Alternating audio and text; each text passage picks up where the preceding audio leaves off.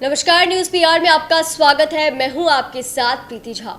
Corona के नए variant यानी कि ओमिक्रॉन का खतरा अब बढ़ता ही जा रहा है। जी हां, पहले फर्स्ट फेज आया, सेकंड फेज आया और अभी अब तीसरा फेज आ रहा है जिसमें कि ओमिक्रॉन वेरिएंट की बात कही जा रही है। ये इंडिया में भी अब दस्तक दे चुका है। करीब 25 संक्रमित मामले जो है वो पूरे इंडिया भर में सामने आए हैं, जिसमें कि सबसे अधिक महाराष्ट्र में 10 और फिर राजस्थान में, गुजरात, कर्नाटक और दिल्ली में ये मरीज जो है वो पाए गए हैं। इसी के साथ अब आपको बता दें कि जिस तरीके से ओमिक्रॉन के मामले सामने आ रहे हैं, वही वैक्सीन के बूस्टर डोज पे बहस अब छिड़ गई है। जी हां, इसी को लेकर सरकार की तरफ से अभी तक कोई भी निर्णय नहीं लिया गया है।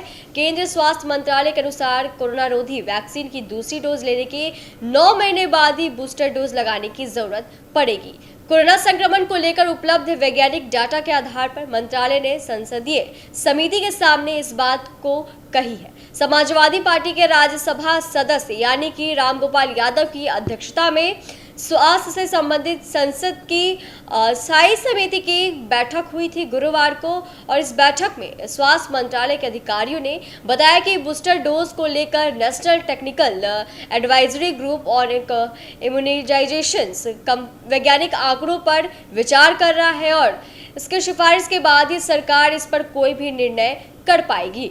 भारतीय चिकित्सा अनुसंधान परिषद की ओर से मौजूदा डॉक्टर बलराम भार्गव ने कहा कि यदि वैक्सीन की बूस्टर डोज लेने पर निर्णय किया जाता है तो दूसरी डोज लेने के 9 महीने बाद आप बूस्टर डोज जो है वो लगाई जा सकती है। शुक्रवार को इस संबंध में पूछे जाने पर उन्होंने साफ तौर से क्लियर किया कि संक्रमण या फिर टीकाकरण के बाद शरीर में कोरोना वायरस के खिलाफ बनने वाली एंटीबॉडी की मात्रा धीरे धीरे कम होती है, लेकिन मौजूदगी 6 महीने से लेकर 1 साल तक बनी रहती है और इसी के आधार पर दूसरी डोज के 9 महीने के बाद ही बूस्टर डोज की जरूरत बताई गई है।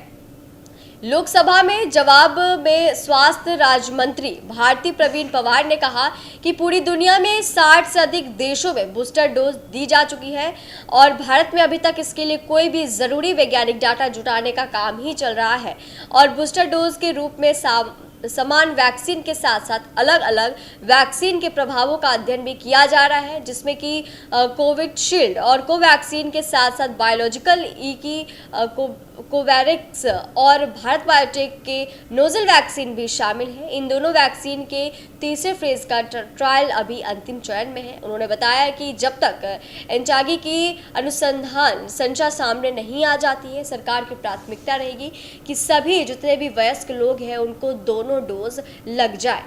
केंद्रीय स्वास्थ्य मंत्रालय के संयुक्त सचिव लव अग्रवाल के अनुसार अभी फिलहाल ओमिक्रॉन में संक्रमित लोगों की संख्या जो है वो 25 पहुंच गई है, जिसमें कि सबसे अधिक केस महाराष्ट्र यानी कि महाराष्ट्र में कुल 10 केस है। इसके अलावा राजस्थान में 9, गुजरात में 3, कर्नाटक में 2 और दिल्ली में 1 मामला सामने आया है। ये इस सब में राहत की बड़ी बात यह है कि जिस तरीके से महाराष्ट्र में इस संक्रमण का मामला सामने आया है, ये अभी जो है वो थोड़ी कमज़ोर जो वायरस है वो अभी देखने को मिल रहा है, थोड़ी गंभीर ये नहीं है जिस तरीके से पिछले फेज में हमने देखा था कि महाराष्ट्र में जो सबसे ज़्यादा संक्रमित मरीज पाए गए थे वहाँ पर वेरिएंट का असर जो है वो काफ़ी ज़्यादा पावरफुल था, इसलिए वो लगातार धीरे धीरे फैलता चला गया और जिन लोगों को भी हुआ उस पर काफ़ी ज़्यादा इफेक्टिव हुआ। लेकिन अभी जिस तरीके से महाराष्ट्र में 10 मामले सामने आए हैं और अभी इसका असर थोड़ा कम है, तो अभी अगर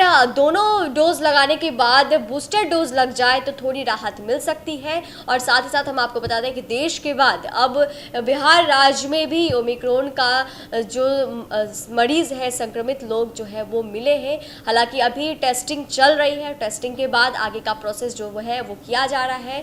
लेकिन फिलहाल जिस तरीके से ओमिक्रॉन पूरे देश भर में आया है, 25 ही मामले अभी सामने आए हैं, लेकिन ये धीरे धीरे बढ़ता जा सकता है। इसी के लिए ये अभी बहस छिड़ गई है कि दोनों डोज लेने के बाद अब बूस्टर डोज भी लोगों को लग जाने चाहिए। लेकिन ये भी मानना है कि जब तक पहला और सेकंड डोज लग जाता है उसके 9 महीने के बाद ही बूस्टर डोज लगाया जा सकेगा।